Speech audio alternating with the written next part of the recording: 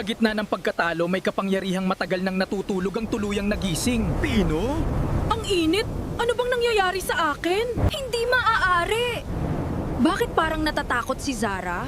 Ang kapangyarihang iyon, dapat matagal nang nawala. Ang sakit, galit at pagmamahal ni Pino ay nagsanib upang gisingin ang lihim na kapangyarihan ng Golden Orchard.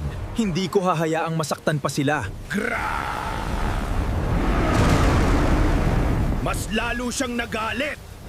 Hindi siya uuurong. Hindi ka mananalo! Sa unang pagkakataon, lumalaban si Pino hindi para sa sarili, kundi para sa kanyang mga kaibigan.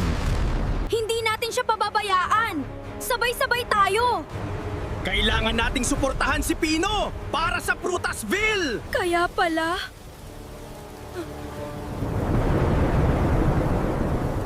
Pareho pala tayo. Mas lumalaki siya? Kinukuha niya ang enerhiya ng Orchard. Kailangan kong protektahan kayo. Pino, hindi! Hindi niya kakayanin mag-isa. Hindi pa tapos.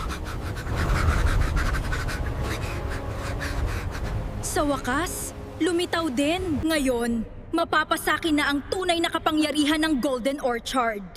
Pino, oo!